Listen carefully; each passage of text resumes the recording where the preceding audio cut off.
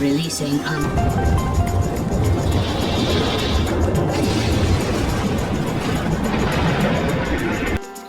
बात है सन 1945 की, जब अमेरिका ने जापान के दो बड़े शहर हिरोशिमा और नागासाकी पर पहला परमाणु बम गिराया। इस बमबारी से दोनों शहर पूरी तरह से नष्ट हो गए। फिर भी जापान जिस तेजी से विकसित हुआ है उसका कोई जवाब नहीं।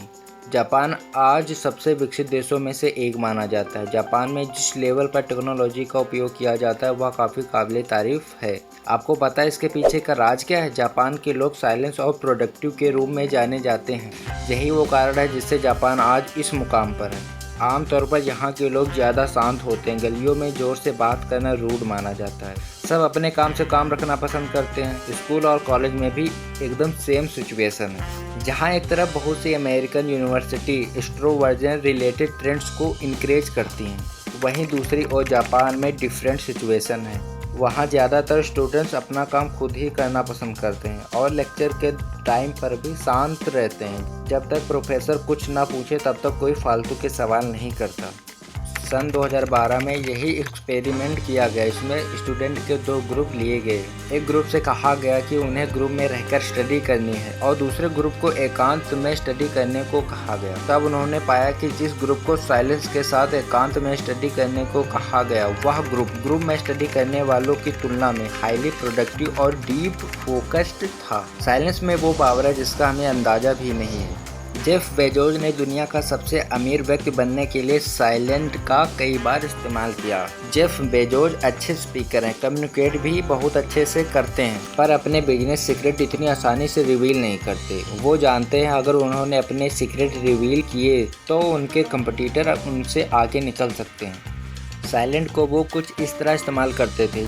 जब अमेजॉन ने अपना क्लाउड बिजनेस AWA स्टार्ट किया था तो उन्हें पता था कि ये बिजनेस उनके ग्रोथ में बहुत बड़ा रोल प्ले करने वाला है। इसलिए उन्होंने इस बिजनेस को कई सालों तक छुपा के रखा। पब्लिक कंपनी होने के बावजूद उन्होंने अपने एनुअल रिपोर्ट में इसका कहीं भी जिक्र नहीं किया।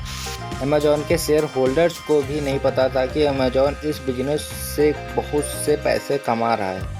अमेजॉन के क्लाउड बिजनेस में कोई ब्रांड नहीं है, इसे कोई भी आसानी से कॉपी कर सकता है। इसीलिए जेफ बेजोस ने कई सालों तक इसे छुपा के रखा ताकि उनके कंपटीटर उनके बिजनेस को कॉपी करने में लेट हो जाएं और वो उनके आसपास भी ना भटकें। और हुआ भी कुछ ऐसा ही। जेफ 2015 तक साइलेंट रहे और जब अमेजॉन ने अपनी एनुअल रिपोर्ट में रिवील किया कि उनका क्लाउड बिजनेस उन्हें बहुत से पैसे कमा के दे रहा है और जब माइक्रोसॉफ्ट और गूगल ने पढ़ा कि क्लाउड इतना बड़ा बिजनेस है तब वो शॉक्ड रह गए।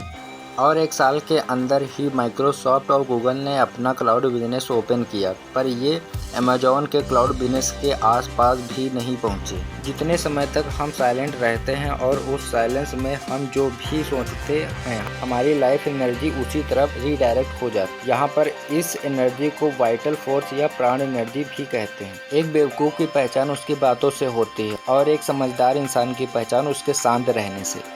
इवन दोस्तों चाणक्य ने भी ये कहा था, जिस व्यक्ति ने क्या कब और कहाँ बोलना है ये पता कर लिया उस व्यक्ति को सफल होने से कोई नहीं रोक सकता। जैसे कमान से निकला हुआ तीर कभी वापस नहीं आता, वैसे ठीक उसी तरह मुंह से निकले हुए शब्द कभी वापस नहीं आते। आपके शब्द आपकी ताकत भी बन सकते हैं और आपकी कमजोरी भी। आपका सही समय पर चुप रहना आपको कई परेशानियों से बचा सकता है। वहीं कई बार आपका बोला गया एक शब्द भी आपके लिए मुसीबत खड़ी कर सकता है। फिर भी कई लोग अपनी जुबान का इस्तेमाल खुद को समझदार दिखाने के लिए करते हैं। वहीं कई महाज्ञानी वाइस जीनियस साइलेंस की पावर को समझते हैं। Albert Einstein, Warren Buffett, mark Zuckerberg, Bill Gates और हमारे मुकेश अंबानी भी बिल्कुल इसी ग्रुप में आते हैं। पहले एक बात जान लो, शांत होना मतलब इंट्रोवर्ट होना और शाई होना दोनों डिफरेंट हैं। शांत लोगों को अकेले रहना पसंद होता है या फिर कम से कम लोगों के साथ ही रहते हैं। ऐसे लोगों को अपने काम से काम रखना पसंद होता है। शांत रहना एक यूनिक पर्सनालिटी है जिसे हर कोई अपनाना तो चाहता है, लेकिन अधिकांश लोग शांत रह ही नहीं पाते और इसलिए वो इस आदत को अपना ही नहीं पाते। आजकल ज़्यादातर लोग इस बात से परेशान रहते हैं कि उन्हें अपनी लाइफ में क्या करना है और कैसे करना है। ये सब शांत और अकेले रह के ही जान पाओगे। आप जब शांत रहोगे तो आपको पता चलेगा कि सच में क्या करना चाहिए और क्या नहीं। वह काम कैसे करना है इसका रास्ता भी शांत रह के ही पता चलेगा। अगर आप अपने काम में फोकस्ड और प्रोडक्टिव लेवल को बढ़ाना चाहते हो तो शांत रहना सीखना ही पड़ेगा। शांत और इंट्रोवर्ट लोग अपनी ऊर्जा को बचा पाते हैं और यह ऊर्जा उनके काम के दौरान उनके फोकस्ड को बढ़ाने में हेल्प करती है।